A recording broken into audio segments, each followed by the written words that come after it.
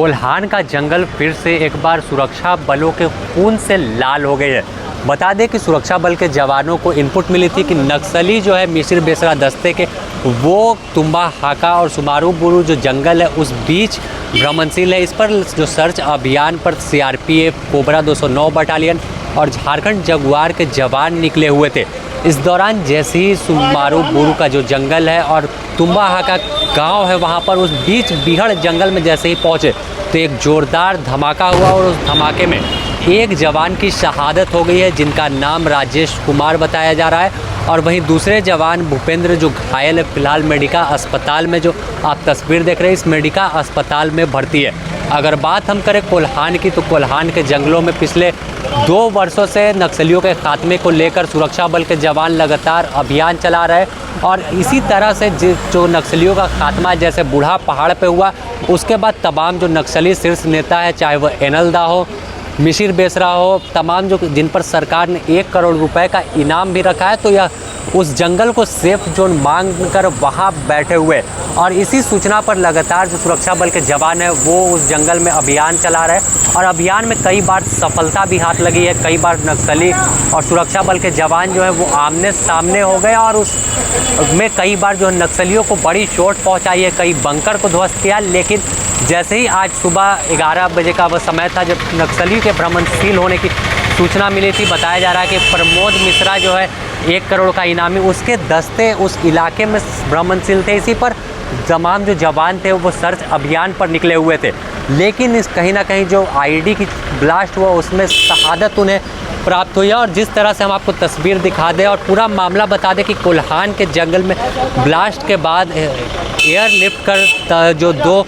एक शहीद जवान थे और एक जो घायल थे उन्हें रांची एयरपोर्ट लाया गया और रांची एयरपोर्ट से फिर ग्रीन कॉरिडोर बनाकर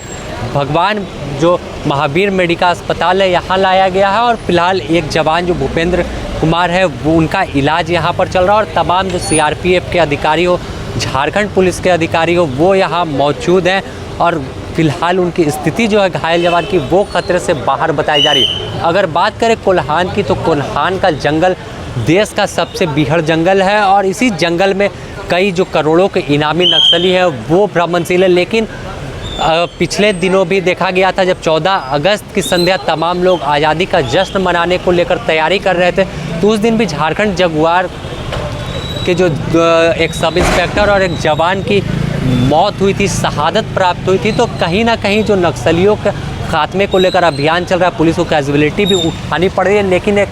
पूरी तरह से नक्सलियों के खात्मे तक यह अभियान जारी रखने को लेकर सुरक्षा बल के जवानों ने कमर कस लिया है और अब इसका परिणाम आने वाले दिनों में भी दिख सकता है। अगर बात करें कोल्हान का तो जिस तरह से अभियान चल रहा है इसकी खुद पूरी मॉनिटरिंग झारखंड पुलिस मुख्यालय से पुलिस के मुखिया डीजीपी कर रहा है और तमाम वरीय अधिकारी जो है वो पल पल अभियान पर नज़र बनाए हुए। तो आने वाले दिनों में जिस तरह से बूढ़ा पहाड़ पर सफलता मिली थी सुरक्षा बल के जवानों को कि कई दशकों से जो गढ़ नक्सलियों का माना जाता था वहां पर अब सुरक्षा बलों का कैंप बना है और वहां से नक्सली खात्मे हो गए। तो अब झारखंड का जो कोल्हान इलाका है यहाँ पर जो नक्सली भागे हैं बूढ़ा पहाड़ और अन्य जगहों से तो भ्रमणशील है, तो उनके खात्मे को लेकर भी एक प्लान तैयार किया गया और उसी प्लान के तहत लगातार जो सुरक्षा बल के जवान है वो आगे बढ़ रहे हैं। और सुरक्षा बल के जवानों के आगे बढ़ता देख नक्सली पीछे हट रहे हैं तो इस बीच जंगलों में बारूदी जाल बिछा कर रखा और इसी में बारूदी सुरंग जो आईडी है उसकी चपेट में आने से कभी कभी